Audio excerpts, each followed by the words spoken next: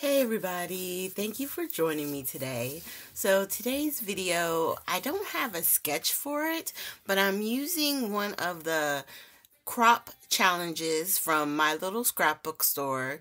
We had an online crop at the beginning of February. It's the Elvis crop, and we're doing challenge 11, shake, rattle, and roll. So it says that you could do like a shaker or use sequins and gems. So I decided I wanted to do a little shaker element on this layout. So I cut a piece of acetate to match the size of a frame that I got from 49 and Market.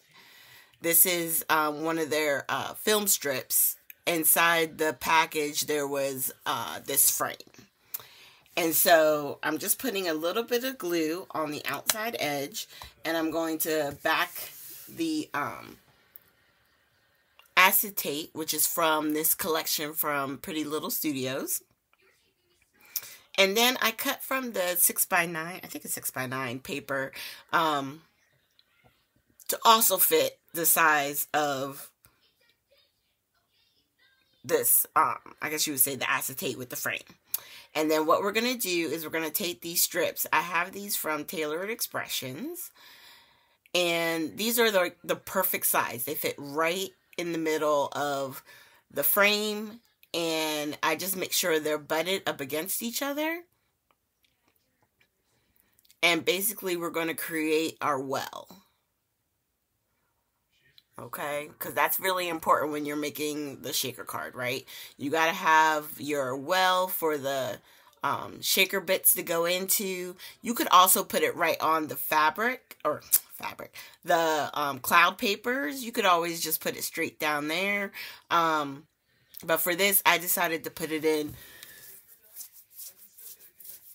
And then I'm going to put the cloud paper on top. So the first one I used is called Salt Lake City. This is from Catherine Pooler. And then the other color we're using is Portsmouth. That's also from Catherine Pooler. And I figured this was perfect because it has the pinks and sort of like the tealy blues. And then I'm just going to put a little line of glue all along the outside edge. Now, before this video got started, I did lay everything out, and so I have a general idea of where everything's going to go. And there's our shaker element. And then I think I'm going to put this frame just flat, and then my photo kind of like over both sections. So I'm going to go ahead and lay down this frame, also using the art glitter glue. And I'm doing that because, you know, the art glitter glue dries clear, okay? So it's going to hold and it'll be perfect for it being see-through. Okay, so now I'm laying out the stars. I have the elements already pulled out because I knew where the stars were going to go, because like I said, I did do a little pre-planning, right? We are going to pick out a few more things, but I just wanted to get everything kind of back where I was thinking everything was going to go. So I got 9 stars, 3 in each little section, and then the photo. So I like how this is going, so I'm going to grab... I think I grabbed the foam. Did I grab the foam? No, that's right. I'm going to back the photo first. I go through the 6x9 and I'm going to find a teal color. I decided to do the darker side. And then on this, I decided to kind of snip it to have an idea of where to cut everything. And I'm going to pull out my trimmer, so that way I can trim everything down. And I don't know when it happens, but at some point this camera is going to do the same thing it's been doing, driving me nuts. And I have no rhyme or reason or why it moves. So just bear with me, guys. If it does this again, I mean, I just love the picture. It's so clear. And I guess I'm just going to have to suffer through. Because it keeps doing it, and I'm just going to have to, I don't know what to do. Okay. So we're just going to attach this to the background. And then I'm going to leave it flat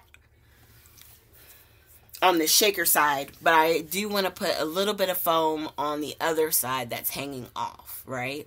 So it's more on a even field.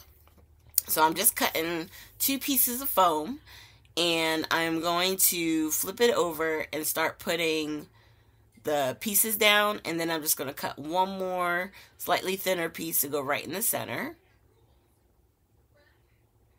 And then we're going to go ahead and get this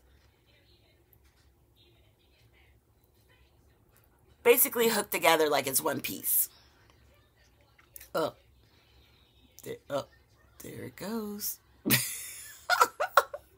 That's not too bad. It didn't go too crazy. At least it just did that. It got you a little bit closer. Man, the saga of my life with this camera.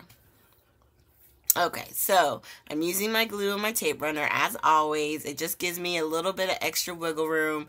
If I don't put it down straight, I can kind of readjust.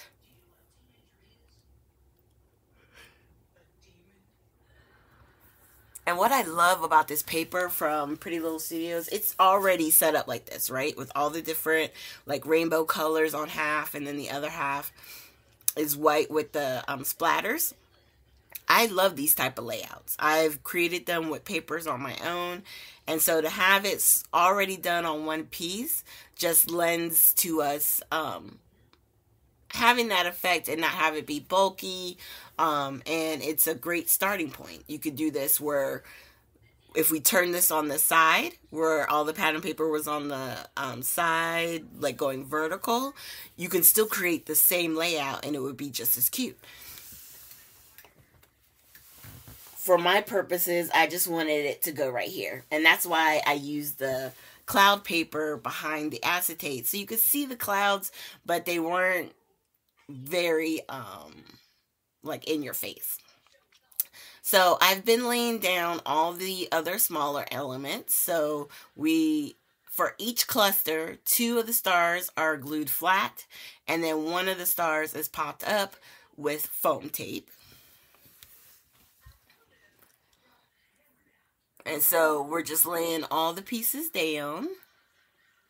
Even the sentiments, like this one it says keep smiling because we're taking a picture. So I thought that was cute. And then under the photo, oh, there it goes again. Oh my God. Now that time I decided to go nuts. Ugh. But on the bottom, underneath the photo, it says hanging out with friends. Since we were on a Zoom, I thought that was perfect. Thank God I was dressed. Lord Jesus. Oh, now I got to remember to always be dressed when I do my videos because I never know where the camera's going. Have mercy. Okay. So we're finishing up, gluing down. And now I'm going to grab some of these smaller stickers. And when I tell you these stickers are tiny, they're ridiculously tiny. And it's going to look like I'm staring at this for a long period of time because I kind of am.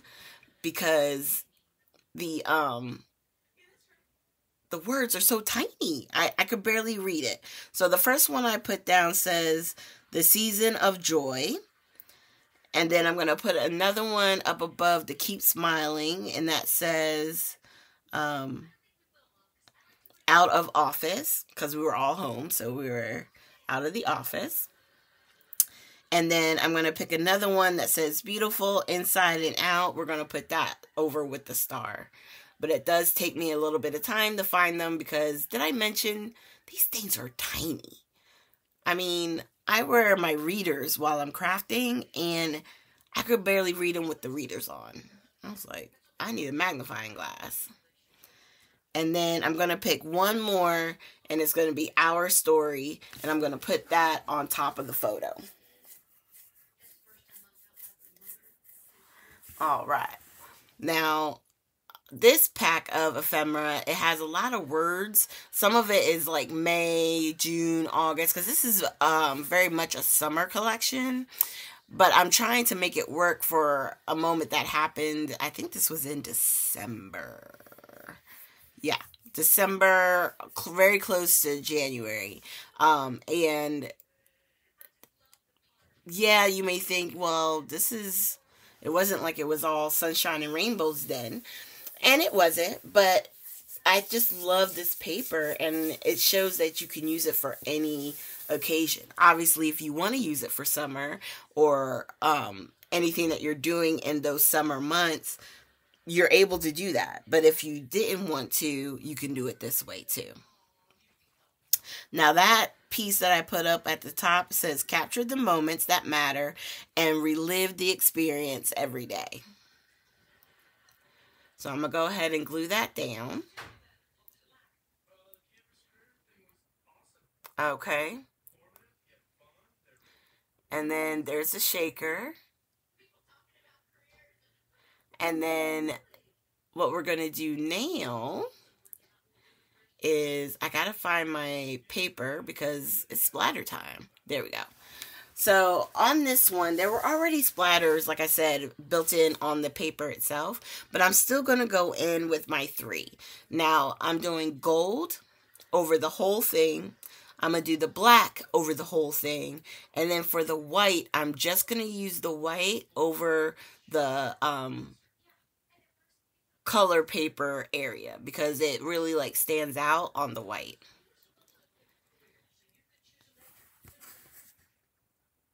And I am going to have to Google what is happening with my phone. It doesn't make sense to me. It's never done this before. It must be this program. It must be the program I'm in.